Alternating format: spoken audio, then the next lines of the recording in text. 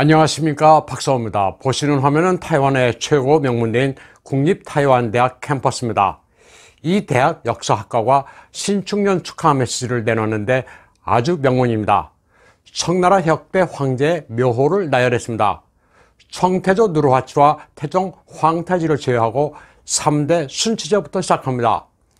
일이 순조롭게 잘 풀리기를 기원하는 말로 공작순치, 몸과 영혼을 굳건하게 바로 세우기를 바란다고 해서 채백옹정, 사업이 하늘로 솟듯 융성하라고 사업걸융, 만사가 경사로우라고 해서 만사가경, 재물이 풍족하길 소원한다고 해서 재부한풍, 안팎을 두루 잘 다스리라고 해서 내외동치, 천추에 빛나라고 천추광서, 만인들이 함께 뜻을 모으라고 만중선통이라고 했습니다. 그러면서 대창의 전체 황제가 당신과 가족들의 즐거운 춘절을 기원한다고 했습니다.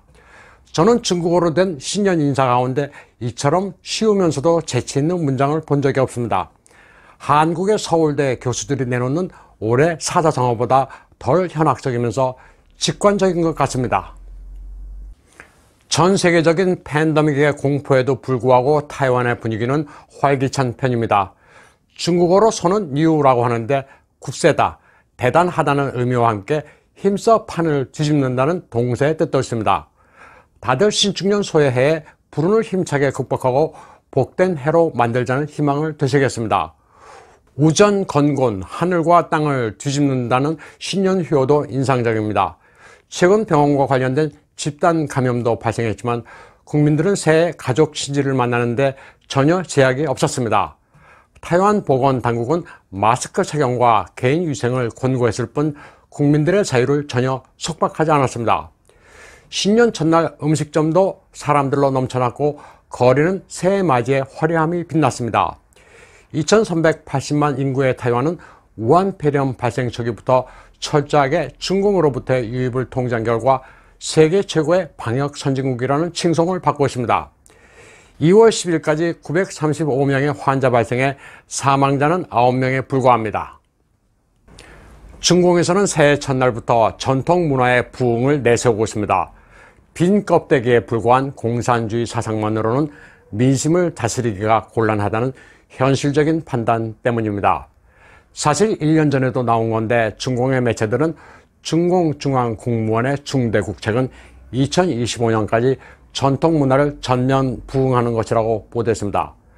중공은 과거 모택동식이 문화혁명으로 유교를 비롯한 전통 문화를 파괴한 적이 있습니다. 전통 문화 가운데 유교의 경우 도덕적인 코드를 제외한 절대 군주의 통치 철학만큼은 중공으로서도 필요한 부분입니다. 다스리는 군주는 바람이고 피지배층인 백성은 바람에 눕는 풀이란 명제가 바로 그것입니다. 경제와 정적 수청은 모택동 시기로 회귀하고 있지만 황제를 표방하는 시진핑에게 자애로운 군주의 이미지를 투영하는 전통문화의 일부분은 요긴할 수 있습니다. 또 전통문화 부흥이란 구호는 소프트 파워를 해외에 투사하는 데도 유용합니다. 미국의 경우 바이든이 공자학원 철폐를 백지화하겠다고 밝힌 마당에 전통문화로 분식해 소프트 파워를 수출하는 데 유리합니다. 중국은 1대1로를 여전히 확장하겠다는 계획입니다. 해외 주재기관과 연계해 문화 교류를 명분으로 외국의 친중 세력을 늘린다는 계획을 아직 포기하지 않았습니다. 그러면 이번엔 미국 뉴스를 전해드리겠습니다. 부통령 자리를 찬탈한 카말라 해리스는 외국 국가 원수와 전화 통화를 했습니다. 바이든이 하는 게 상식인데 카말라 해리스가 급한 것 같습니다. 2월 15일 백악관은 공식 보도 자료를 통해 카말라가 프랑스의 마크롱 대통령과 통화한 내용을 밝혔습니다. 두 사람은 대서양에 걸친 미국 프랑스 관계 강화와 우한 폐렴 공조 방안, 그리고 기후변화, 중동 아프리카 정책을 논의했다고 보도됐습니다. 카말라는 또 마크롱이 성평등 정책에서 업적을 이뤘다고 칭찬했습니다. 아마도 두 사람은 세계를 어떻게 더 망가뜨릴 것인가를 논의한 것 같습니다. 백악관이 발표한 보도자료에서 바이든은 아예 언급되지도 않았습니다. 카말라는 캐나다의 트루도와도 통화를 가졌습니다.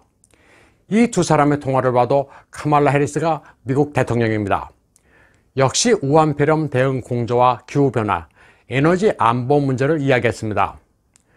미국 역사에서 부통령이 대통령을 대신해 외교무대 전면에 이렇게 나선 적은 유례가 없습니다.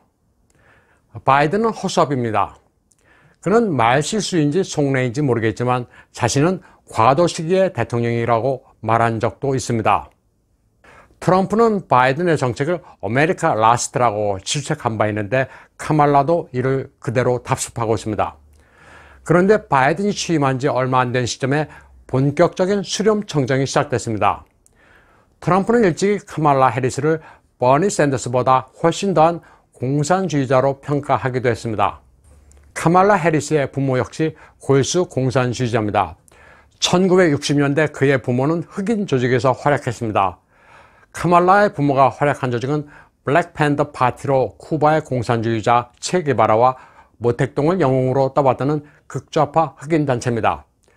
카말라 해리스 역시 이 단체에 가입해 활발한 활동을 벌여왔습니다. 1975년 카말라에 붙인 도널드 해리스는 공개적인 막스주의자로 스탠포드 대학에서 일했습니다. 부모뿐 아니라 카말라의 동생 마야 해리스도 스탠포드 대학의 좌파 운동권이었습니다. BLM과 밀접한 관계가 있으며 2016년 힐러리 클린턴 캠프를 위해 블랙 어젠다를 고안하기도 했습니다. 마야 해리스는 스탠포드 대학의 막시스트 스티브 필립스와도 친했는데 스티브 필립스는 카말라 가족과도 친교가 깊습니다. 그는 2016년 상원에 들어가 카말라의 중요 조력자가 됐습니다. 카말라 해리스가 캘리포니아에서 검찰 요직을 맡는 데 큰 도움을 줬습니다.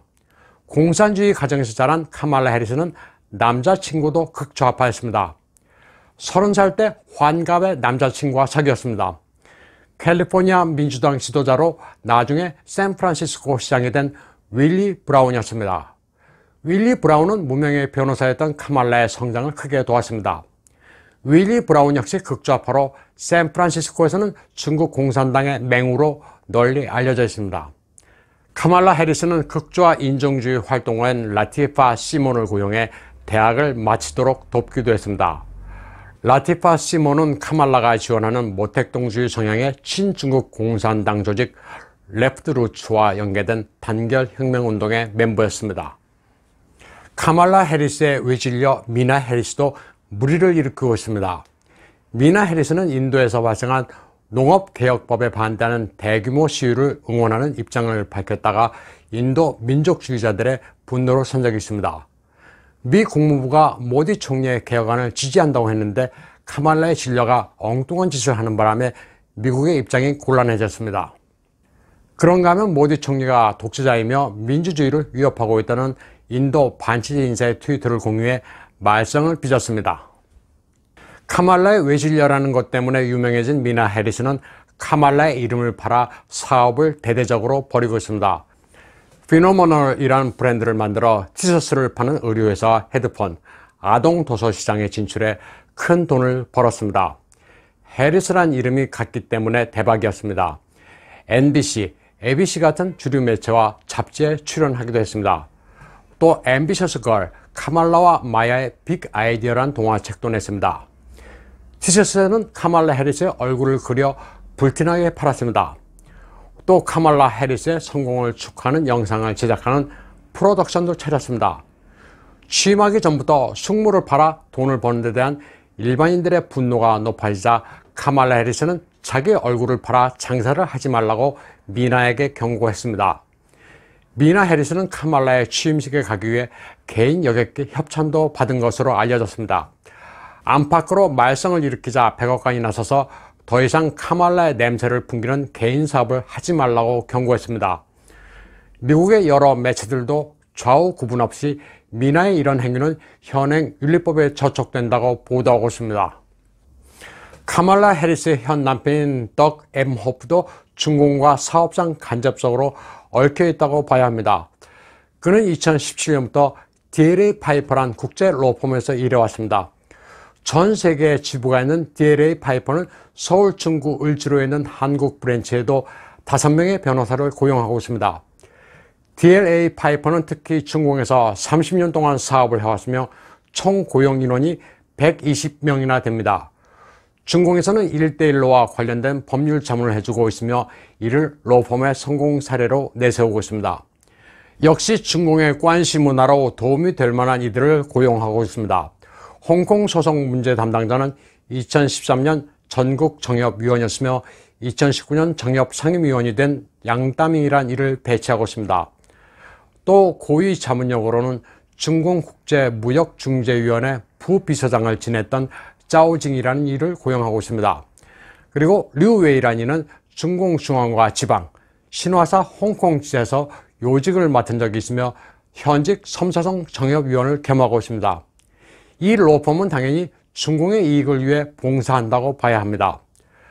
벌써부터 쌓이만 하는 바이든 뒤에서 수렴 청정을 시작한 카말라 해리스는 태생과 성장 배경이 모두 극적합니다. 앞으로 미국의 국내 정치와 대외 정책이 어떤 방향으로 갈지는 명약관화합니다. 오늘 방송은 여기까지 하겠습니다.